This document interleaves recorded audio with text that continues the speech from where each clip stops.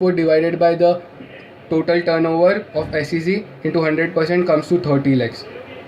Just we have to calculate the exemption, and if such question come, it might come for 4 marks and the entire 4 marks are in your pocket. Just write the entire section and the all masala, all the ingredients that I have given you all.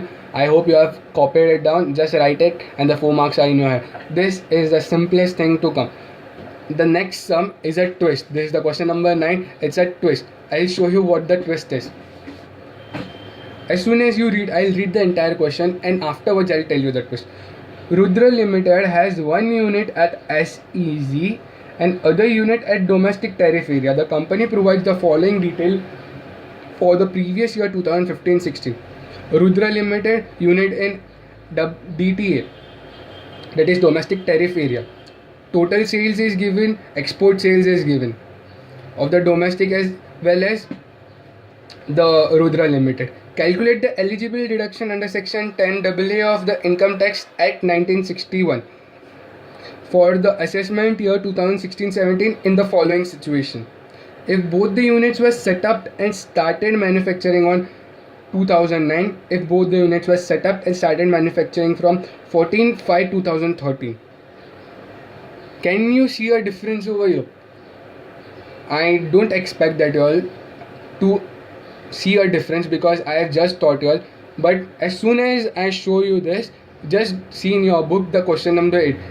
Instead of Rudra Limited, there is written SEZ. In this, Rudra Limited has two parts. See, Rudra Limited has two parts, SEZ as well as DTA. But the total of Rudra is given and DTA is given. SEZ is missing. You have to find SEZ over here. Are you all getting me?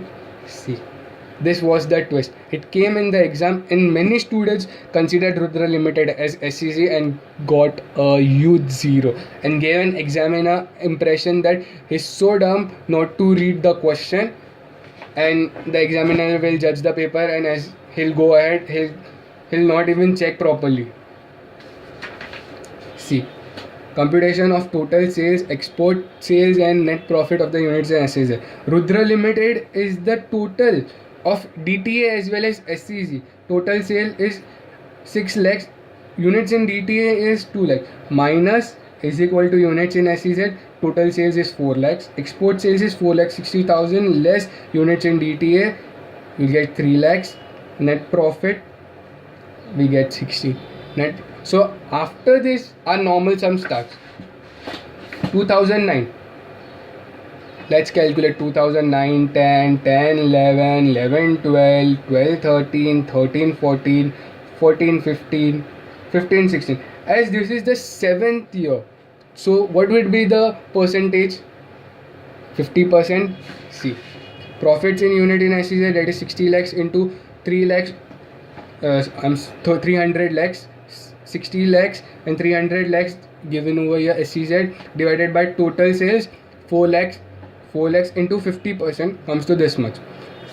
The second part of the question, if both the units were set up and started manufacturing from 14/5/2013, then calculate 2013, 14, 14, 15, 15. So this is the 3rd year of the assessment. Then we'll get 100% of exemption. Profits of unit in SEZ 60 lakhs into export turnover, that is 300 lakhs divided by 400 lakhs into 100% is equal to 45 lakhs. Just you have to find out the exemption. This question came for 8 marks. 8 marks. And many students got 0 over here. Just not reading this properly, Rudra Limited. So we are done with our chapter. I'll revise once with you all what I taught you all. Section 10 subsection 1, agriculture income is exempt from taxation to the SSC. Section 10 subsection 2, HUF is taxable in respect of its income. That HUF is different and its members are different.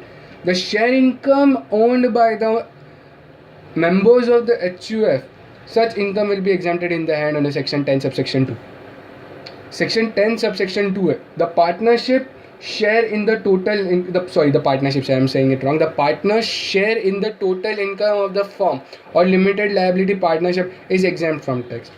Section 10(10) BC, compensation received by an individual or the rigor hires on account of any disaster is exempt if the same has been granted by the central government, state government or local. See, there are private limited companies or many private firms who have a social responsibilities for this disaster afflicted peoples. They give them compensation. Such compensation will be taxable to them. Sorry to say that, but the compensation received by the central government, state government or the local authorities will not be taxable to them under section 10(10) BC. Such section has come into existence because of the social responsibilities of the corporates. Section 10(10)D, LIC lump sum receipt is exempted only if the policy is taken before 31/3/2012 and the LIC premium paid does not exceed 20% of the sum assured. Policy taken before 1/4/2012 to 31/3/13 and the premium not exceeds 10% of the sum assured, then only the LIC lump sum receipt will not be taxable. Policy taken after 1/4/2013 and the premium paid is not more than 15% of the sum assured, then such lump sum of LIC received is exempt. Statutory provident fund received by the SSC is exempt from section 10 from 10(11). It is income from salary. And section 10 subsection 12, recognized provident fund received is exempt from tax. Very simple, there is no need of explanation over here. Section 10(11)(a), any payment received from Sukanya Samruddhi account is exempt from tax. We pay to Sukanya Samruddhi account and we get deduction under section 80C that I will teach you in further chapter. But after paying, we receive. At the time of receiving, it is not exempt. The income received from this Sukanya Samruddhi account is not taxable under section 10 subsection 11(a). Next section is section 10(18). If 18 is not visible, I am stressing it. 18. Pension received by individual who has been awarded Paramvir Chakra or Mahavir Chakra or other gallantry award as the central government notified is exempt from tax, and family pension received by any member of the family of such individual is also exempt from tax. I hope you have understood. I am just revising it once. Section 10(26)(a), income from any source in the state of Sikkim, dividend income and interest on security is exempt in the hands of a Sikkimist individual. It is exempt but not exempted. There is an exception. Exemption is not available to a Sikkimist woman who on or after 1/4/2008, that is 1st April 2008, marriage to a non-Sikkimist individual. Such women will not get the exemption. And the practical sum of section 10(a), this time I didn't slip my tongue. I didn't say 10(10)(a). 10(10).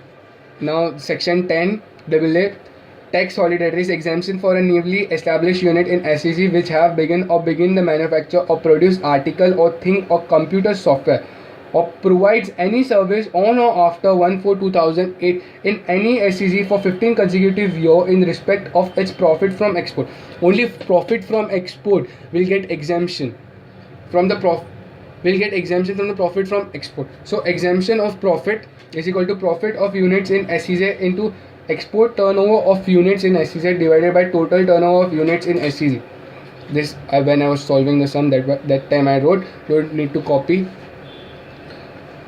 We will get 100% of such profit exemption if it's in the first 5 years. 50% of such profit will be exempted in the next 5 years. I taught you all what is that first 5 years. Each year the profit, exempted profit will not be divided in 5 years, but the each year exempted profit will be 100%. Profit will be exempt for the first 5 years. 50% of such profit would be exempt in the next year. This condition does not apply because as you've seen, I have shown the illustration question number 9. After that no questions were there. Such question do not come, so don't stress on it. SEZ stands for Special Economic Zone, TO stands for turnover. That's it for today. Our next lecture will be on deduction. Hope you all enjoy this video. Please take my notes. See you all.